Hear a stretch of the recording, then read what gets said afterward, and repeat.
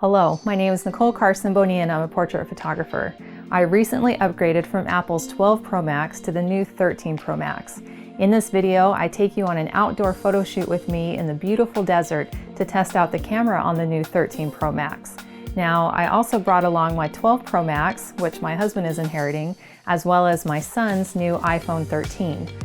And I also brought along my Canon EOS R, which is the camera I use for my professional photo shoots. I'll show you how portraits taken with the Canon compare to those taken with the iPhone 13 Pro Max. Now, before we go any further, please do me a quick favor and click the like and subscribe buttons below. For our first look, I had my model wear a gold sequin dress I designed and made for my huge portrait studio wardrobe.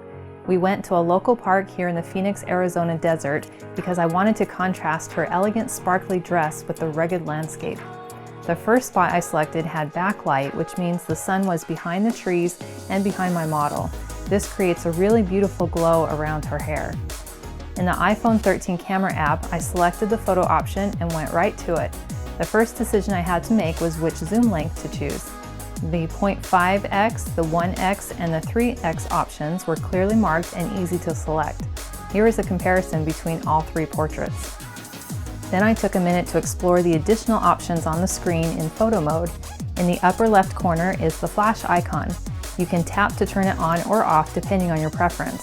Since we were outdoors, I left it turned off. You can also set it to auto, which lets the camera decide for you. The next icon allows you to adjust the exposure. You can move the slider to make it darker or lighter. Once you adjust the exposure, it will remain adjusted until you reset it. The next icon in the upper right corner is the RAW option. This tells the camera to basically capture more information to allow for greater flexibility when editing. The file size of RAW photos is about 3 times larger than regular photos, so I don't suggest using it unless you have a specific need. The icon with the circles in the upper right corner is live mode. When turned on, the camera instantly takes several photos.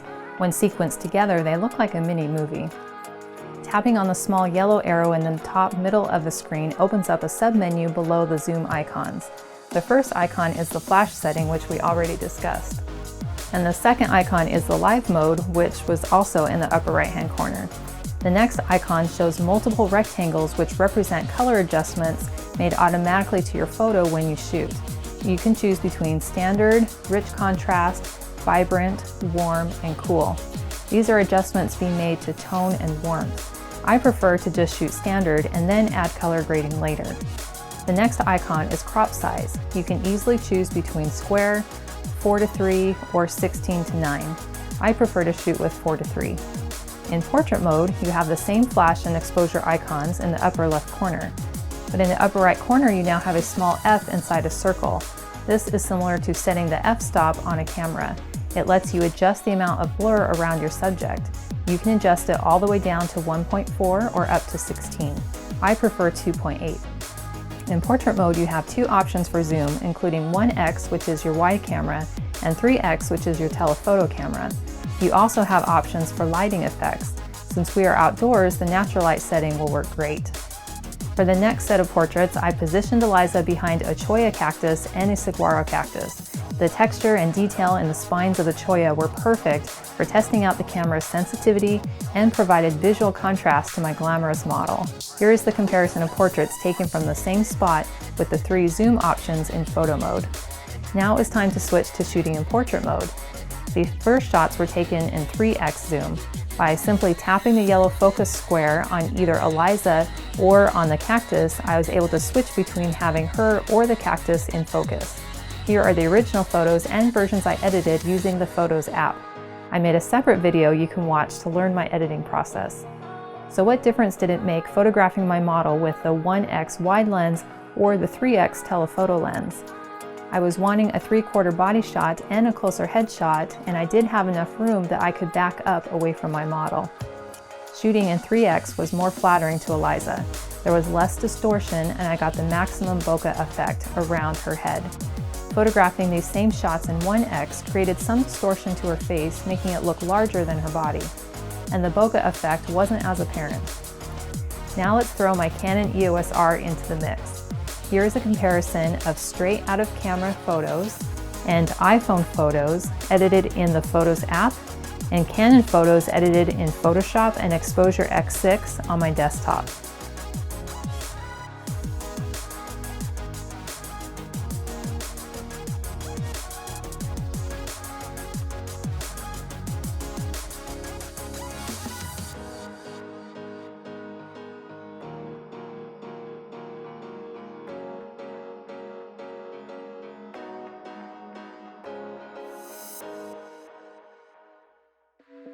Then we moved over near a lake to continue our Golden Girl photo shoot.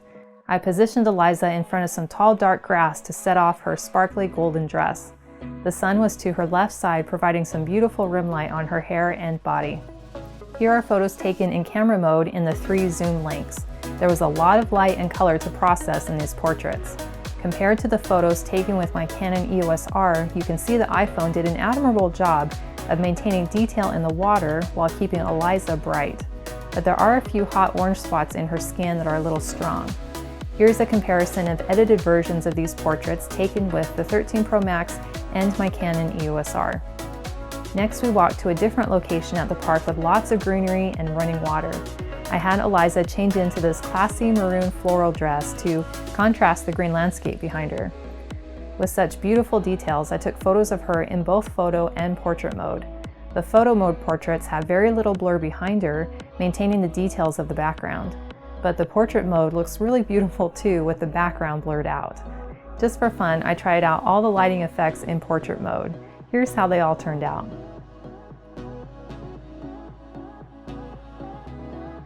For in-camera editing, I didn't really see the need for capturing photos in the phone's RAW format.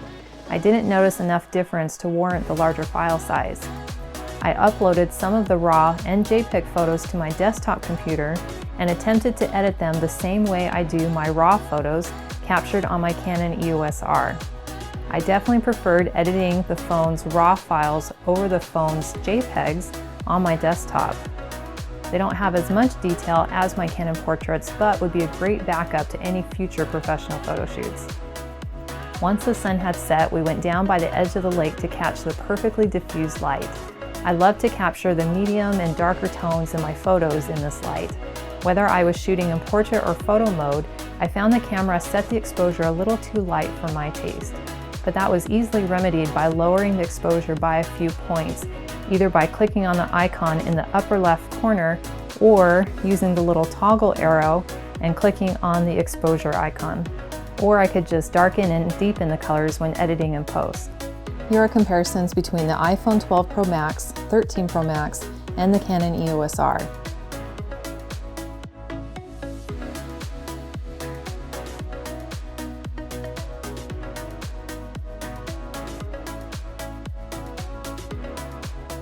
And here are some close-ups so you can see the amount of detail captured by each camera. I took some portraits with the iPhone 13 base model, but the only difference between it and the iPhone 13 Pro Max camera is the Pro has the 3x or telephoto lens. With the base model, you only have the 0.5x or super wide lens and the 1x wide lens. The 1x wide lens looks great for full body shots, but causes distortion when shooting 3/4 body or headshots. So if you're planning to shoot portraits, you'll get the most flattering results with the Pro models and the 3x telephoto lens. All in all, I am very impressed with this new 13 Pro Max camera. It was so convenient to be able to open the camera and instantly take portraits without having to adjust shutter speed or set focus or my ISO, and the bokeh effect created by the portrait mode was nearly perfect and definitely is improving with each iPhone upgrade.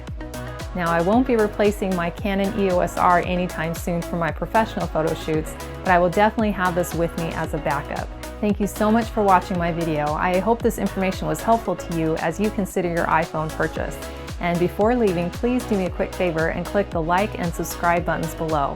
And you can look for more of my videos showing you how to get the most out of your phone camera.